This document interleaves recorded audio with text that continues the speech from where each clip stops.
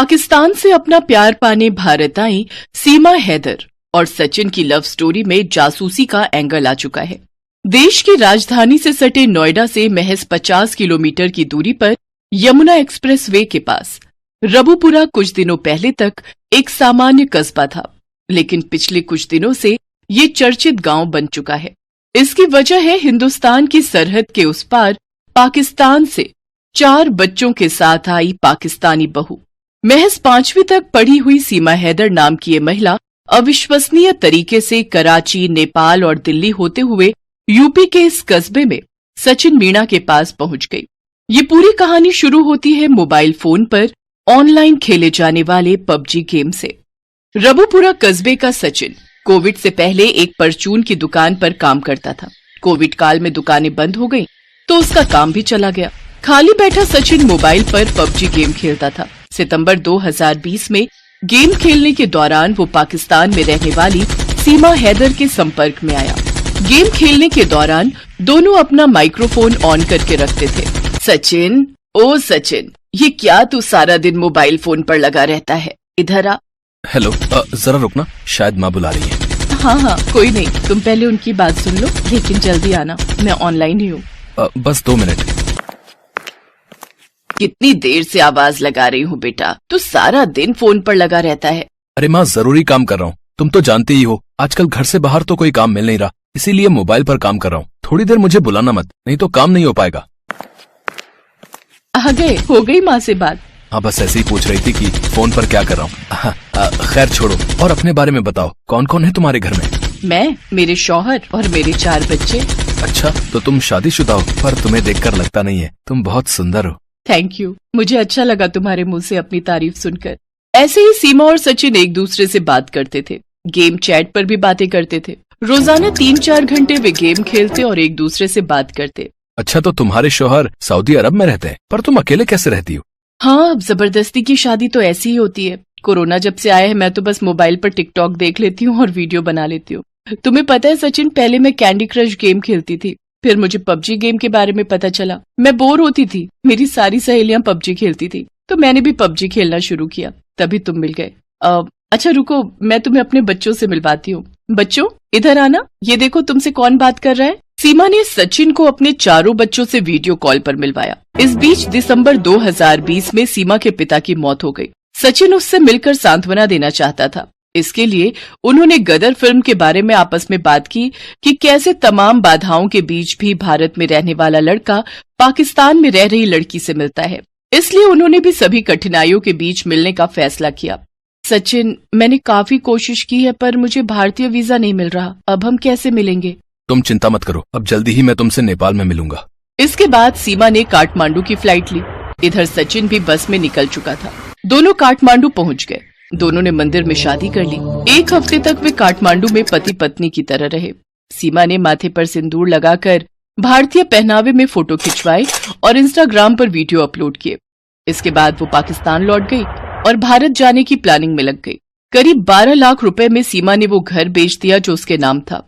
इसके बाद वो काठमांडू से वैन में बैठकर पोखरा गई और वहाँ से दिल्ली के लिए एक बस में बैठ गई। क्या नाम है तुम्हारा?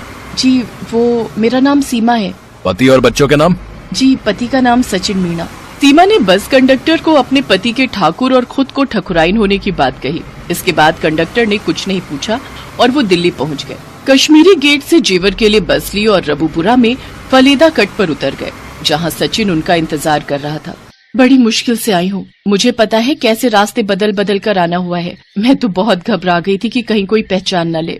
अरे, मेरी ठकुराइन को कोई कैसे पहचानेगा? आखिर मेरी पत्नी हो तुम। सच्चा प्यार करते हैं हम दोनों। सच्चा प्यार करने वालों को कोई अलग नहीं कर सकता। मैंने सारी तैयारी कर ली है, घर के पास ही एक कमरा ले लिया है। तुम मालिक को बता देना कि तुम मेरी पत्नी हो और तुम बुलंदशहर की हो।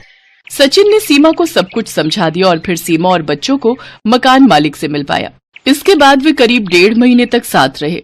दिन में सचिन परचून की दुकान पर काम करता था, शाम को माँ के घर पर रहता और रात को सीमा के पास आ जाता था। अच्छा, तो तुम यहाँ नई रहने आई हो? कहाँ की हो तुम? जी, मैं बुलंदशहर से हूँ। अच्छा, कोई भी काम हो तो बताना, मैं पड़ोस में कई सालों से रह रही हूँ। जी जरूर। इसी दौरान सीमा का पड़ोस में रहने वाली महिलाओं से परिचय हो गया। किसी को उस पर शक नहीं हुआ लेकिन फिर उसे बच्चों की पढ़ाई की चिंता होने लगी। सुनो, तुम कुछ जल्दी इंतजाम करो। कब तक हम बच्चों के साथ यहाँ ऐसे रहते रहेंगे? बच्चों की पढ़ाई लिखाई भी खराब हो रही है। तुम चिंता मत करो, मैंने बुलंदशहर में एक वकील से मुलाकात की है।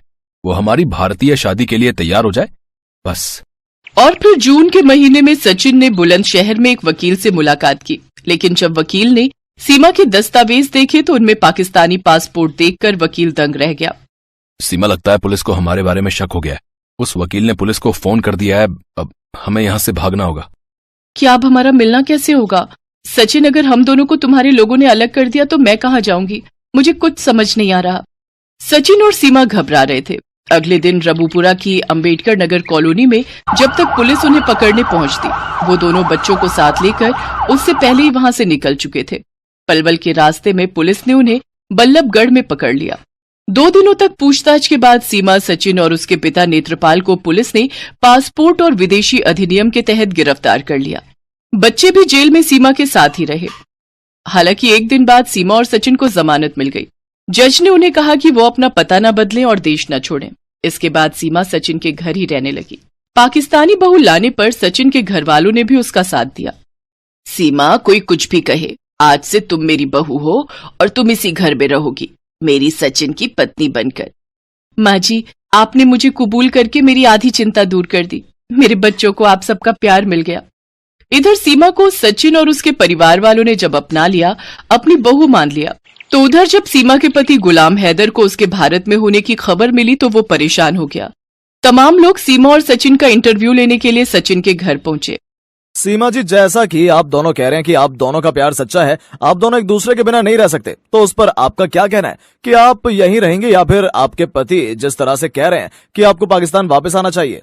वो जो मर्जी कहें, अगर मैं वापस लौटी तो वहाँ के लोग मुझे पत्थर मार मार कर मार डालेंगे। अब मैं इनकी यानी सचिन जी की पत्नी हूँ। मैंने हिंदू धर्म अपना लिया है और जैसा सरकार चाहेगी मैं वैसा ही करूंगी। मैं भले ही यहाँ की जेल में रह लूंगी, लेकिन मैं वापस नहीं जाऊंगी। तो सीमा का कहना है कि वो पूरी तरह से सचिन की पत्नी बनकर यहीं भारत में रहना चाहती हैं। सचिन जी, आपका इस पर क्या कहना है? मैं तो बस इतना कहूंगा कि मैंने अगर सच्चा प्यार किया है तो सीमा से किया है, और हम दोनों एक दूसरे के बिना नहीं रह सकते। सीमा है तो मैं हूँ। बहुत से न्यूज चैनल, अखबार सीमा और सचिन के प्रेम की कहानी के बारे में बता रहे हैं, पर अभी तक की जानकारी के अनुसार जो भी उनकी कहानी मिलती है उससे तो यही लगता है कि सीमा और सचिन ने एक दूसरे के साथ जीने मरने की कस्में खा ली हैं और इसके लिए वो कुछ भी कर सकते हैं, किसी भी हद तक जा सकते हैं। मीडिया की खबरों के अनुसार सीमा को एटीएस ने ग्रेटर नोएडा स्थित सचिन के घर से हिरासत में ले लिया है। सीमा के साथ ही उसके 4 बच्चों और सचिन को भी पुलिस ने हिरासत में ले लिया है। इन्हें किसी सीक्रेट लोकेशन पर ले जाया गया है, यानी इंटेलिजेंस ब्यूरो को इनपुट मिला है कि सीमा हैदर के चाचा पाकिस्तानी सेना में सूबेदार है, उसका भाई भी पाकिस्तानी आर्मी में है। जबकि इससे पहले सीमा ने कहा था कि उसका भाई सेना में नहीं है बल्कि सेना में भर्ती की तैयारी कर रहा है। सच जानने के लिए यूपी एटीएस जांच कर रही है। सीमा की मोबाइल डिटेल्स की भी दोबारा जांच की जा रही है। नोएडा पुलिस ने सीमा के घर के बाहर सुरक्षा बढ़ा दी है। सचिन के परिवार को किसी से मिलने नहीं दिया जा रहा है। अब तो ये वक्त ही बताएगा कि सीमा भारत में एक पाकिस्तानी बहू के रूप में रहेगी या फिर अपने मुल्क पाकिस्तान वापस लौट जाएगी। सिमरन पढ़ने में बहुत ही होशियार और समझदार लड़की थी। वो बचपन से ही क्लास में अव्वल आती थी। स्कूल में सभी सिमरन की बहुत तारीफ करते थे। पढ़ाई में अच्छा होने के कारण उसके माता पिता भी उसकी हर डिमांड को पूरी कर देते थे। सिमरन की एक ही सहेली थी मीनल, जो उसके पड़ोस में रहती थी। दोनों साथ ही स्कूल जाती थी। एक दिन स्कूल जाते वक्त, अरे सिमरन, आज तूने फिर लेट कर दी। तू क्लास में अव्वल आती है इसलिए तुझे टीचर कुछ नहीं बोलती। आज तो वो पक्का मुझे पनिशमेंट देंगी। अरे बाबा, कुछ नहीं होगा, हम दोनों क्लासरूम की खिड़की से जाकर सीट पर बैठ जाएंगे। ये देख मेरा नया फोन। वाह, तुम्हारा पर्सनल फोन? यहाँ तो मुझे हर साल अपनी दीदी की पुरानी स्कूल ड्रेस पहनकर स्कूल जाना पड़ता है। ये फोन तुम्हारा भी तो है। आखिरकार हम दोनों बचपन से फ्रेंड्स हैं। कल पूरी रात मैं इसके फीचर्स देखती रही। मीनल और सिमरन बातें करते करते स्कूल पहुंच जाती हैं और चुपके से क्लासरूम के पीछे वाली खिड़की से घुसने की कोशिश करती हैं, लेकिन टीचर दोनों को पकड़ लेती है और लेट आने की वजह से टीचर दोनों को क्लास से बाहर कान पकड़कर खड़ा कर देती हैं। सिमरन, तुम पढ़ाई में अच्छी हो लेकिन तुम्हें स्कूल के और भी रूल्स फॉलो करने चाहिए। डिसिप्लिन मेंटेन करना चाहिए। सॉरी टीचर, अगली बार से ऐसा नहीं होगा। सिमरन और मीनल के सामने वाली क्लास से 2 लड़के क्लासरूम के बाहर कान पकड़कर खड़े थे। अरे क्यों दिल छोटा कर रही है? सिर्फ हम दोनों ही क्लासरूम के बाहर थोड़ी हैं। सामने उन लड़कों को देख। हाय गर्ल्स, आप लोग भी क्लास में लेट आई थी क्या? हाँ, ये टीचर भी ना स्कूल में पढ़ाने आती हैं या बच्चों को पनिशमेंट देने? मैंने तुम्हें स्कूल में पहले कभी नहीं देखा। हाँ, मैंने भी कुछ दिनों पहले स्कूल में एडमिशन लिया है। धीरे धीरे रॉकी और सिमरन में दोस्ती हो जाती है। दोनों एक दूसरे को अपना फोन नंबर दे देते हैं। दोनों हमेशा साथ में घूमते हैं। स्कूल के बाद भी साथ में वक्त बिताते हैं। एक दिन स्कूल से वापस आते वक्त सिमरन अपने मोबाइल से किसी को टेक्स्ट कर रही होती है। अरे यार, तू भी ना हमेशा इस मोबाइल में ही लगी रहती है। अरे वो स्टैंडर्ड 11 वाला रॉकी है ना, उसने मुझे क्या मस्त जोक भेजा है। तूने रॉकी को अपना नंबर क्यों दिया? वैसे भी वो दूसरे स्कूल से आया है। इस बार हमारा 10th क्लास है। वो मेरी थोड़ी स्टडीज में हेल्प कर रहा है और कुछ नहीं। मैं तो कहती हूँ तू उससे थोड़ा दूर रहा कर। मुझे वो लड़का बिल्कुल भी पसंद नहीं है। तू भी ना, ऐसा कुछ भी नहीं है। रॉकी काफी अच्छा लड़का है। अगले दिन सिमरन क्लास में बैठकर फोन चला रही थी, तभी उसे टीचर पकड़ लेती हैं। ये क्या है सिमरन? आजकल तुम्हारे मार्क्स वैसे भी पहले से बहुत कम हो गए हैं और तुम क्लास में बैठकर मोबाइल चला रही हो। मुझे मजबूरन तुम्हारी मम्मी को कंप्लेंट करना पड़ेगा। सॉरी टीचर, अगली बार से ऐसा नहीं होगा, वरना मम्मी मेरा फोन छीन लेंगी। प्लीज मम्मी को मत बताइएगा। ये तुम्हारी पहली गलती थी, इसलिए मैं माफ कर रही हूँ। ऐसे ही कुछ महीने बीत जाते हैं। गर्मी की छुट्टी का वक्त आ जाता है। सिमरन और रॉकी स्कूल के बाद कुछ टाइम साथ में गुजारने का प्लान करते हैं। अरे यार मीनल, तू आज अकेली घर चली जा। अगर मेरी मम्मी तेरे घर पर कॉल करे तो बोल देना मैं तेरे घर पर ही हूँ। लेकिन तू कहाँ जा रही है? मैं रॉकी से मिलने जा रही हूँ। ये सही नहीं है, तुम्हें स्कूल से सीधा घर जाना चाहिए। तुम मेरे से जलती हो क्योंकि स्कूल में सभी मुझे इम्पोर्टेंस देते हैं। ऐसा कुछ भी नहीं है, तुम मुझे गलत समझ रही हो। तभी सिमरन के फोन पर रॉकी का कॉल आता है और वो वहां से चली जाती है। सिमरन रॉकी से मिलने उसके घर जाती है। वहां काफी अंधेरा होता है। सिमरन रॉकी को आवाज देती है, रॉकी कहाँ हो तुम? रॉकी पीछे से आकर उसे भूख कर डरा देता है। ओह रॉकी, तुम भी ना, तुमने तो मुझे डरा ही दिया था। क्या तुम भी बच्चों की तरह डर गई? रॉकी और सिमरन साथ में पिज्जा खाते हैं और खूब सारी बातें करते हैं और एक पिक्चर देखते हैं। कल से गर्मी की छुट्टी हो जाएंगी, हम लोग 2 महीने तक नहीं मिल पाएंगे। इससे पहले मैं तुम्हें कुछ बताना चाहता हूँ। हाँ बोलो, क्या बताना है तुम्हें? तुम मेरी बेस्ट फ्रेंड हो। मैंने आज तक तुम्हारी जैसी लड़की नहीं देखी। तुम भी मेरे सबसे अच्छे दोस्त हो।